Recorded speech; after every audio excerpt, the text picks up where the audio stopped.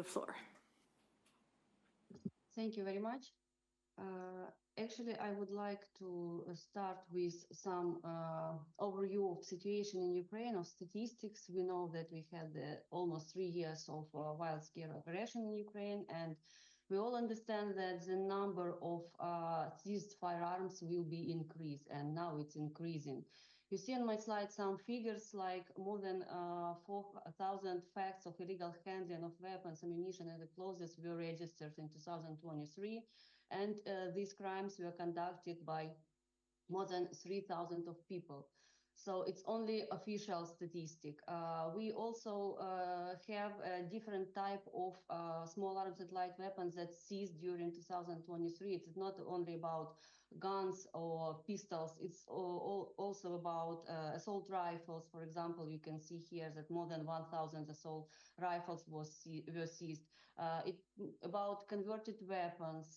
It's about cartridges. Almost 2 million cartridges were seized. 16,000 mines, 17,000 grenades. So we see these numbers, and it's only official data.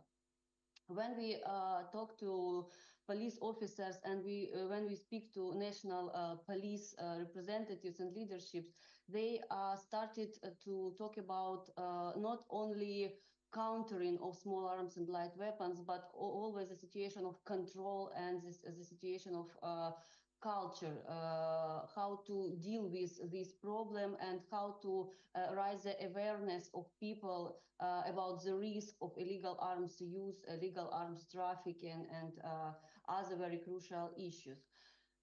Since 2022, we have different situation in this area, and some trends actually say it, but we have almost a lot of new trends. For example, if we are talking about illegal drugs trafficking and use, almost every time, in majority of cases, when it is a crime with drugs, there are some weapons, some pistols, grenades, cartridges could be found in these places with drugs. Now women are involving more and more in different crimes. And for example, when is the issue of drugs, so from time to time, we can see the presence of pistols or grenades in women's bags, for example, in some suitcase. If you're talking about arms trafficking, now we have different atypical categories of offenders. For example, rifles or grenade launchers could be found in priest houses, in village elders. Women could be owners of illegal arms like launchers or pistols. Soldiers, of course, because we have the war, and volunteers. It's increasing the number of raider attacks and debt extortion with using of guns or rifles. Also, we understand that illegal possession or use of arms by our military personnel. We still have some representatives that collaborate with Russian security forces and armed forces, and they have like storages of weapons, especially on the occupied territories, including some grenade launchers, including cartridges, including rifles.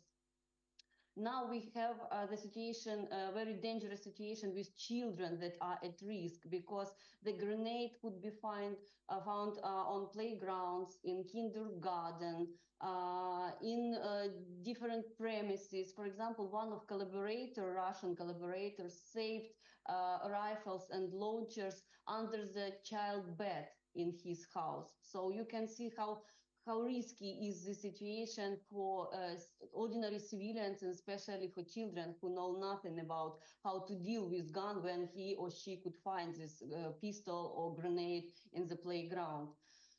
We also have different unusual places for arms storages, at job places, at some railway station.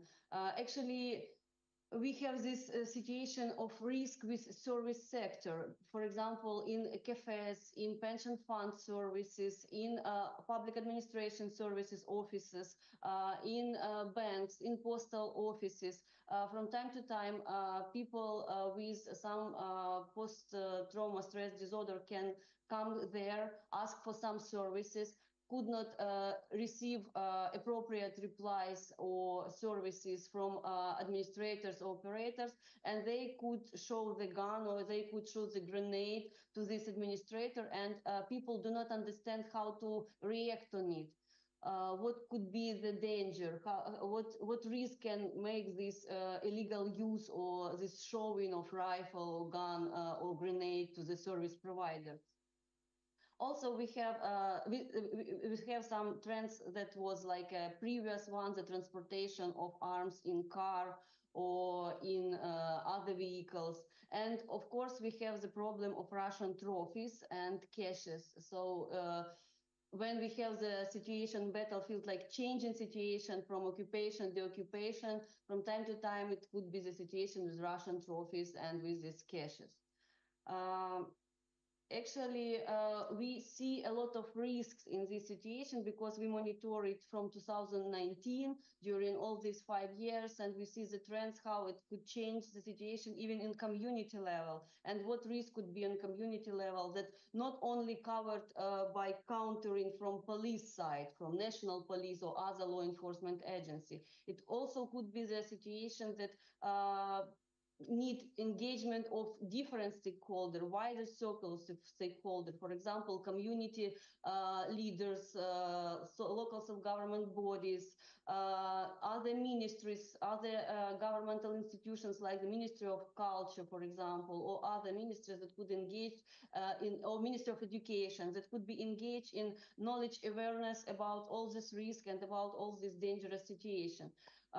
Risk for community security, risk of political violence, risk of business climate, because this business environment is seen on community level, business work on community level in majority of cases, and how the businessmen open a new facility with understanding that this is a risky territory or it could be security danger for community security, for example.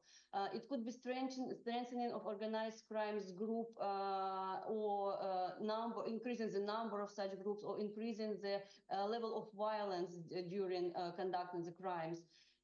Actually, it's a change in culture of disputes or conflict resolution when people can show the rifle or grenade and could win in this dispute. It could be risk of change the nature of internal or external terrorism. And also one of the risks for us is EU association process, because according to Article 12 of EU association agreement, Ukraine could do some list of obligations on non-proliferation on small arms and light weapons. And of course, we have several categories of in our society that could be vulnerable of illegal using or illegal possession of and trafficking of arms.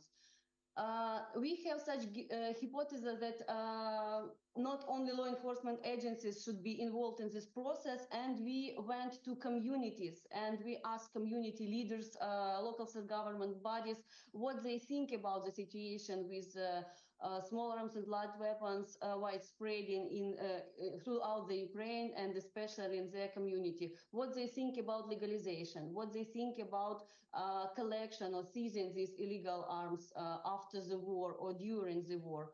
And we saw that actually in Ukraine, by the way, the methodology, yes. We used this following methodology. We went to 5 regions.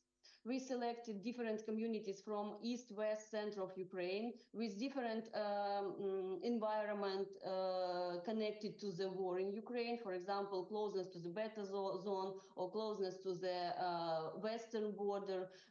Some information about military personnel that could be located in this community, or veterans. It could be community like cities, not villages. So we used the approach of typical community in Ukraine and went to this community and checked the situation, what they think about risks and how they are aware about such risks connected with small arms and light weapons. And as usual, in each state, our local self-government bodies actually more oriented on their legal mandate.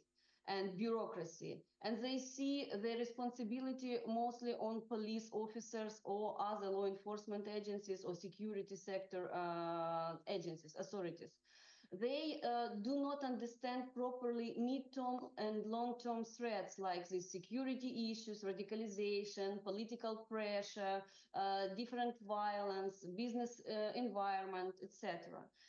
They prefer to cooperate with our security sector only on in official manner. Only if we have something like extraordinary, they receive information from police officers or from other agencies on operational level, like with calls, etc. So they do not implement any activities that could be put before in their local programs of cooperation with law enforcement. For example, in Ukraine, it's a very common situation that each community has a program, local program of cooperation with law enforcement agencies, especially with police.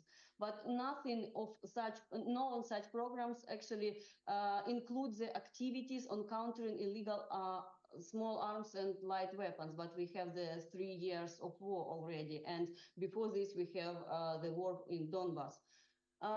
They do not know a lot about voluntary surrender of weapons, and these voluntary surrender programs do not work properly during the war. We have a good mechanism of checkpoint, for example, in entry and exit of communities. It was established a checkpoint that could, in these checkpoints, officers could check the situation and check the cars, vehicles, can check different people who cross the community border. And it's work very good, but still need an additional equipment because it's very difficult to identify pieces of guns, pieces of rifles inside the car, for example, or other vehicle.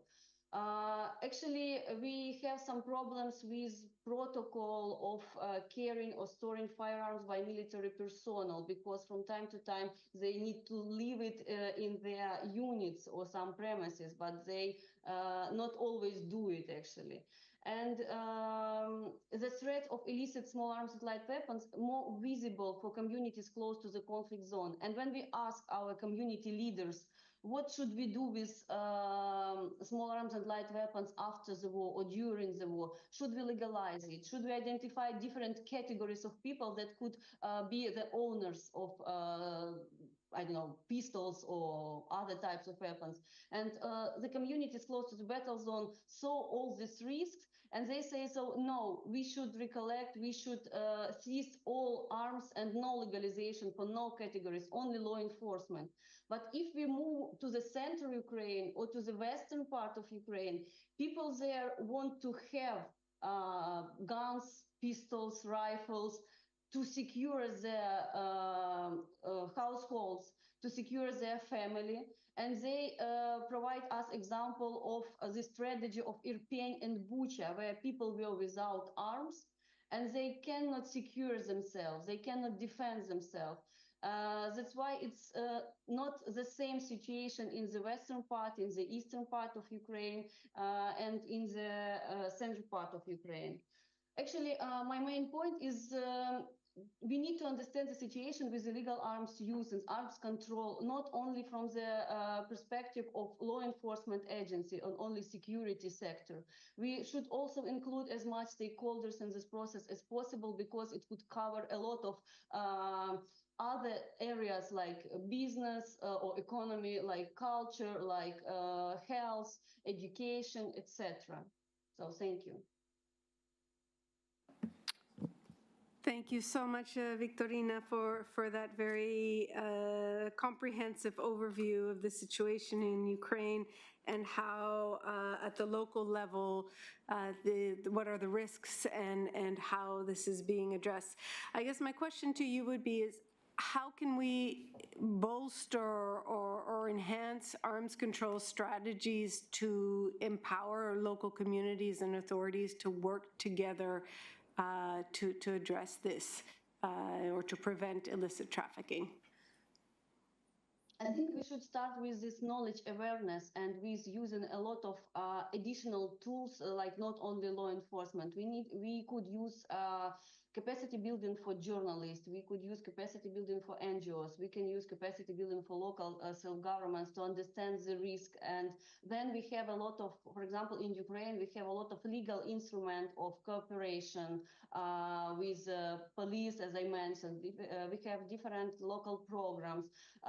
And we could put such activities in this program, but first we need to provide the understanding of risk and threats for all stakeholders and highlight their role in this process. Not only bureaucratic role, not only like a legal role that's provided in particular legislation, but we should highlight them more wide, more broader pictures of this risk.